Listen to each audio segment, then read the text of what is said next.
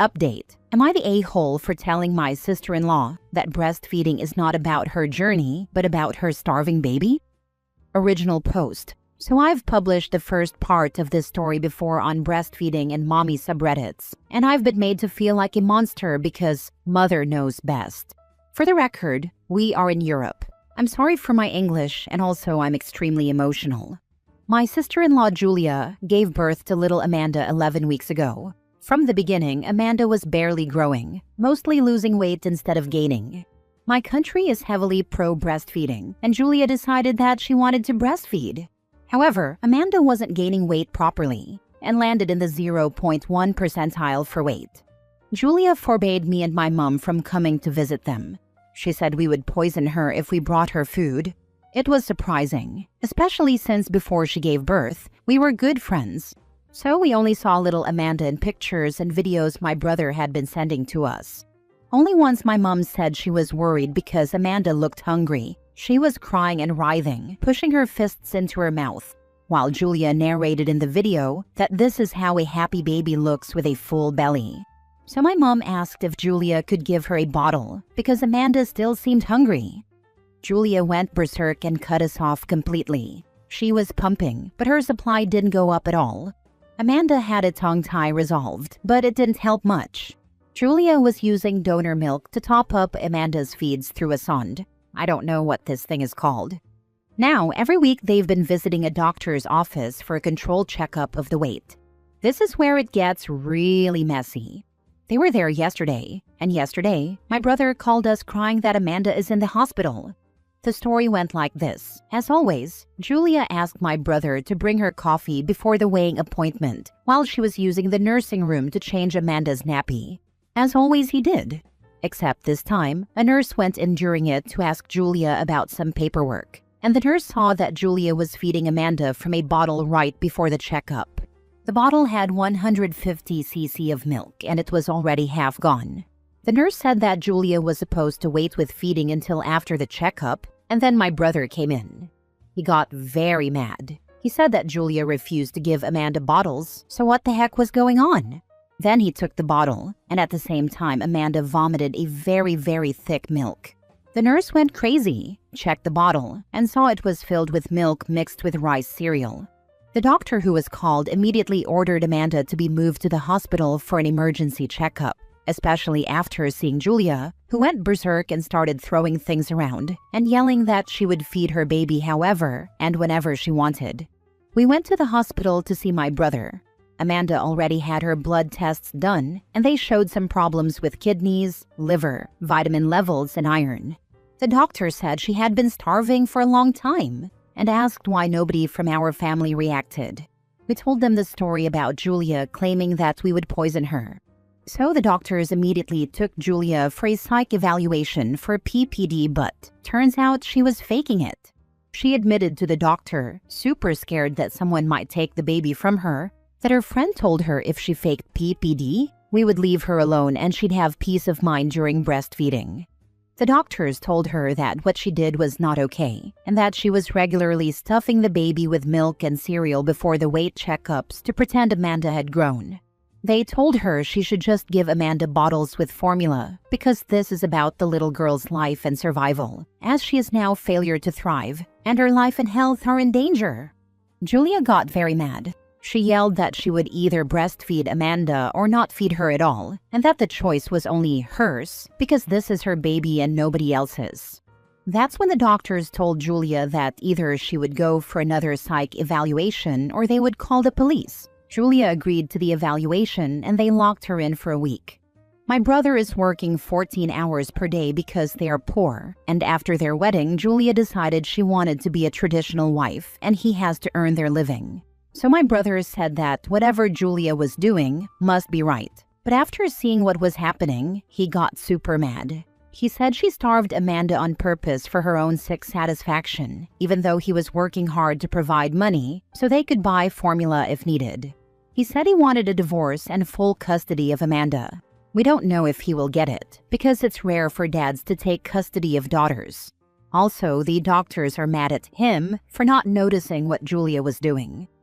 Before Julia went to the ward, I got angry and told her that she made monsters out of us and that we were just worried about her and Amanda, and that this whole situation was always only about Julia and her breastfeeding journey and not about Amanda's life.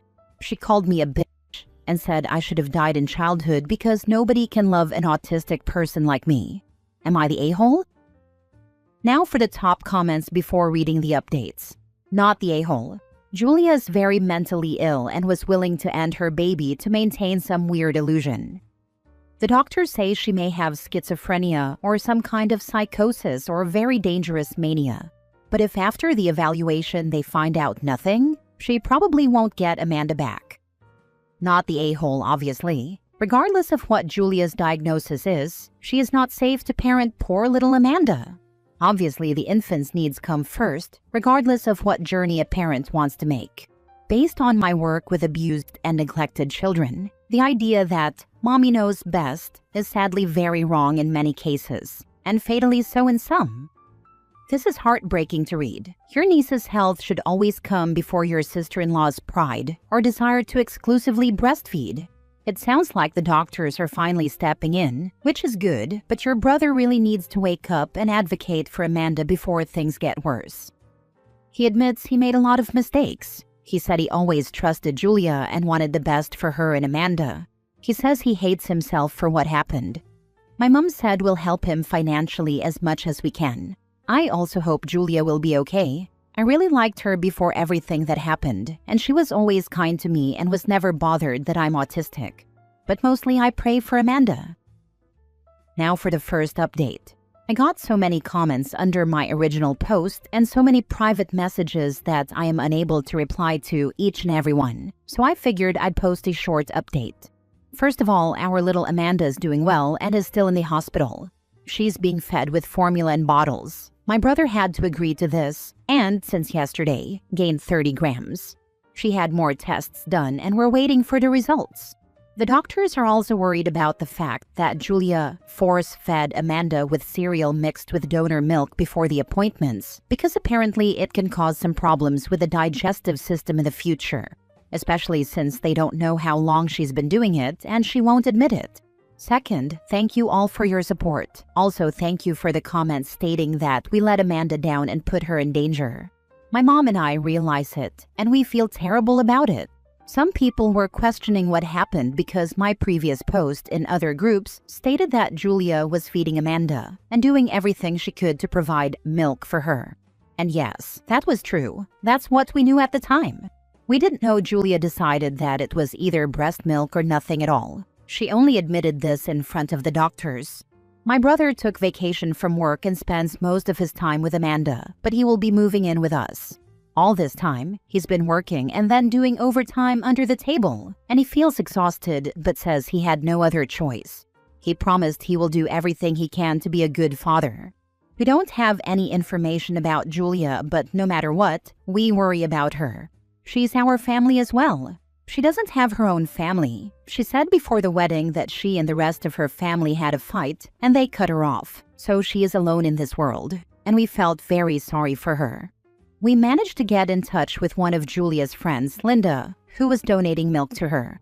Linda was terrified by the story and admitted she was the one who told Julia to pretend she was afraid of us poisoning her.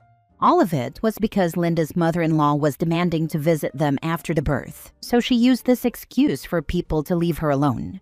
And apparently Julia told Linda before giving birth that Amanda was only hers, and that only she had the right to hold her, and Michael, my brother, if really needed. I don't understand this because my mom never asked to hold Amanda. In the hospital, 2 days ago, it was the first time we saw Amanda in real life. Linda also told us that she introduced Julia to the Milk League, and that's where Julia found out all the bad things about formula and bottle feeding. It also turns out she never wanted to vaccinate Amanda, but my brother forced her to. Linda said she recommended Julia a couple of lactation consultants, who apparently weren't real educated LCs, but some women with Instagram accounts claiming to know a lot about breastfeeding. This is all for now. This is all the information I've gathered. The most important thing to me is that Amanda is safe with the doctors and nurses. I will update whenever I know something more if you want. So not only was this woman starving her kid, she was purposely surrounded by people who were also misinformed to a dangerous degree. I'm glad the baby is safe now, but I honestly don't think sister-in-laws should ever be near a child again. I hope Linda's baby is safe too. Yeah, she sounds like nutcase number 1, feeding crap to unstable nutcase number 2. I would want to contact Julia's family to find out why there is no contact. Maybe this isn't her first mental breakdown. Definitely need the background and family medical history for Amanda's sake. My brother said that this is what the doctors ask him to do. They said that certain mental illnesses can be in the family, and they would like to know what's going on. My brother will try to contact them, but we have never seen them, so it's a bit complicated. It seems pretty suspicious whenever one person says their entire family cut them off and don't really give a good reason for it. Makes you wonder why so many people would cut one person off over an argument, and if maybe they deserved it. Now for the second update a week later. Happy news. Amanda is currently at our home and doing very well.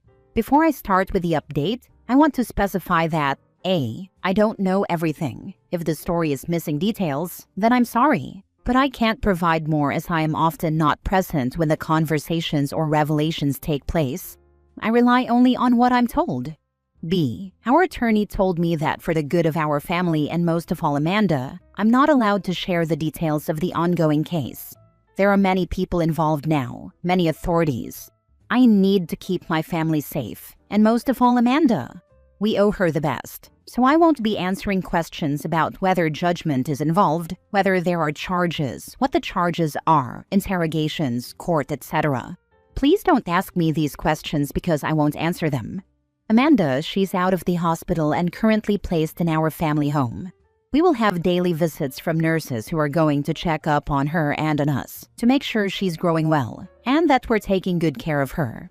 Currently, she gains around 35 to 40 grams per day, which the doctors say is an amazing result. She is also pink now, not gray, and very curious about everything. I was scared to hold her because I've never held a baby before. But my mom showed me how, and Amanda was smiling at me and playing with my braid. My older sister has come to live with us for the time being to help so everyone can get enough sleep and be a present caregiver. Amanda is eating every 3 hours around the clock from a bottle. She's getting a high-calorie formula and seems to be doing well. Tomorrow she will have another blood test done and we're hoping for the best. We asked the doctors a couple of days ago to ask Julia to give us some breast milk for Amanda if she was willing, but Julia didn't agree. The doctors told us that she once again stated that either she is feeding her baby from her breast or she won't be feeding her at all. So, formula it is. Julia, as far as I know, she's probably still in the psych ward, as she hasn't returned home. We don't know what's going on, because she canceled all the permissions she had given my brother to know about her health. So nobody can tell us anything right now. Before she canceled the permissions, one of the doctors told my brother that she has a strong narcissistic personality, but they believe there's more to this.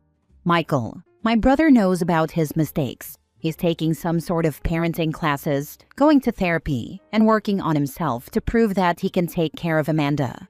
He will be fighting for full custody. I can't talk about other things that are going on, so that's basically it about him. But he found out something interesting that he shared with the doctors at the psych ward.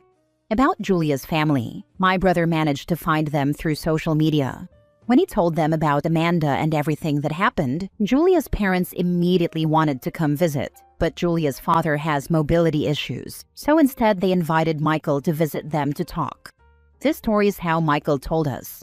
If there are missing details, I'm sorry, but this is all I know for now. There were more things, I think, but later he decided to talk to my mom behind closed doors. Julia was raised in a religious family in a small town. She has one younger brother, Sven. Her parents said that Sven was always a very sickly child. He was always ill, always with strange diseases that made no sense, sudden fevers, stomach bugs when nobody else had them. Sometimes he would have broken bones, like fingers or toes, and he couldn't explain how it happened. The whole family had to take care of him, and because they had no babysitters, Julia was always with them in the hospital when they had to care for Sven, mostly on weekends.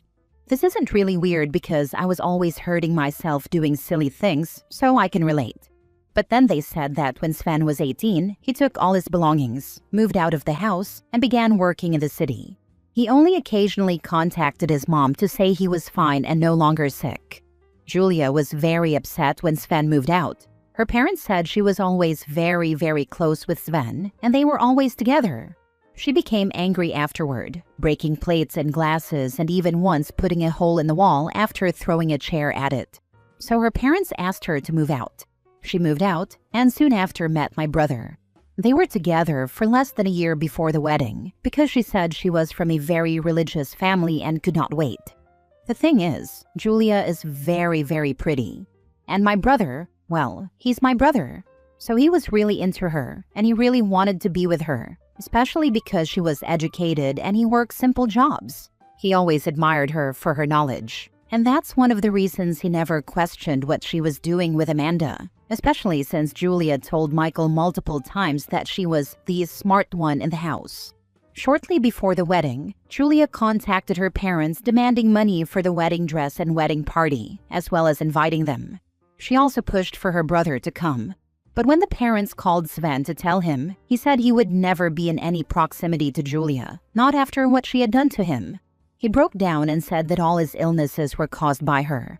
She forced him, for example, to eat raw potatoes, old cottage cheese, and once even some random animal feces she found in the fields. She also used to play with him violently, and he often ended up with broken fingers, toes, and his wrist 3 times. The parents were furious. I'm skipping the part about how they quarreled and investigated whether it was true, but apparently it was true. They said they no longer wanted to see their daughter. She wouldn't get any money, and if they had known who her fiancé was, they would have reached out to warn him not to marry her. But they didn't know Michael back then, as Julia refused to introduce him to her parents before the wedding. Michael was very angry with Julia's parents for not trying to warn him, but they later said they honestly thought Julia was lying about the wedding altogether, since she used to lie frequently when she was a teenager and young adult, and they assumed she just wanted money from them. So the parents didn't make any effort to find Michael, but instead focused on Sven and helping him, which is fair. That's the story for now. I felt sick when Michael told us about Sven. It's been a couple of days, and I still feel shocked and upset. It feels so wrong, especially because Julia was always kind to me. She never tried to hurt me. I've known her for almost 1.5 years. Michael told the doctors about it, but they couldn't say anything because of the lack of permissions. So for now, this is it. I had a feeling she was hurting her little brother as I was reading it. You must tell whatever authority involved in her case. She must never be unsupervised with this baby. They need to know, and her brother needs to know, as I hope he would testify to help this innocent baby. And I still don't understand how it is possible that she hurt Sven, because she never tried to hurt me. Except maybe for that awful comment a bit more than a week ago. Because you can talk and fight back, and tell people she's hurting you. Sven and Amanda couldn't do any of those things, so that's why Julia hurt them but never hurt you. People like her target vulnerable people who can't fight back. It's also why she isolated Amanda from your family and did her best to keep your brother away from her too, so she could keep hurting Amanda without interference. As Sven got older and was able to talk, she probably told him no one would ever believe him, and that's why he didn't tell them until years later. He was too scared, either out of fear of Julia hurting him again, or because she made him terrified that he wouldn't be believed. I know I am naive, and my mom always tells me that I believe people too easily. But I just can't figure out what Julia would gain with this behavior. If she is sick like some people here say, then I get it. But why wouldn't she ask for help? When I had problems in school because I'm autistic and I was abused by my colleagues, I asked my mom for help. Last story. Am I the a-hole for sitting my brother and sister-in-law down and speaking up for my niece and nephews on how badly they are handling the new normal for their step-family? My brother has 3 children, Luke, 16 male, Cam, 14 female, and Bo, 11 male, with my late best friend Cam. My brother and my late best friend were married for almost a decade and separated just before Cam passed away from a brain bleed in her early 30s. My niece Cam was intentionally named very similarly to her mother. My brother was the one who suggested it when they found out baby number 2 was a girl. My niece always used her full name, while my best friend was always called Cam. After my best friend died, my niece decided she wanted that extra connection to her mom and stopped using her full name, choosing to go by Cam. Everyone respected this and started calling her Cam. My brother had no problem with her doing this previously. He called her Cam just like everybody else. When asked about her name, my niece would say she was named after her mom and was Mini Cam. This has now become a problem because my brother remarried a couple of years ago. His new wife has always had a problem with Cam being Cam and being the Mini. She tried to use Cam's full name, but my niece told her she didn't like it and that she went by Cam for a reason. Sister-in-law voiced some complaints a few months into the marriage, but dropped it around the rest of the family when she had no support. When she remembered that I was late Cam's best friend, she completely closed off to me. She has complained a few times about how often late Cam was mentioned and how people reminded my niece that she looked just like her mom. It all came to a head 2 months ago when my brother and sister-in-law sat the kids down and told Cam that it bothered sister-in-law for her to use the same name as her mom. Sister-in-law wanted everyone to use Cam's full name like she did before her mom died. Cam said she didn't see why that was such a big deal. My brother backed sister-in-law up. Sister-in-law also requested that they talk about their mom less at home because it makes her uncomfortable. Instead of doing this, the kids doubled down and talked about their mom more. Cam made sure her name was used significantly more, and the boys would repeat her name just to get to sister-in-law. My brother said nothing until sister-in-law tried to put a stop to it, and he supported her again, telling the kids not to chase sister-in-law away. The kids said they didn't care if she left. They would rather keep their mom's memory than lose it to make sister-in-law comfortable. Several days later, there was a fight where Cam told sister-in-law she would never be as good as her mom, and that her jealousy and insecurity would only lead her to realize she would never measure up. Cam was punished for this. The boys supported their sister, which caused more conflict in the house. The kids bundled all their mom's things up and sent them to my house for safekeeping. Sister-in-law freaked out, saying they were turning her into the enemy. She started using Cam's full name all the time, and my brother took her side when more fights broke out. The kids told me about this last week, so I decided someone else needed to step in. I sat my sister-in-law and brother down and told them plainly that they were messing up the new normal as a step family. I said that by making their mom the enemy, or someone who needs to be hidden away, sister-in-law and my brother have guaranteed that she will be the enemy to them. I said that fighting a person over their name just shows how much the two of them need to figure their issues out. They didn't appreciate hearing this from me and accused me of overstepping. Am I the a-hole? Now for the comments.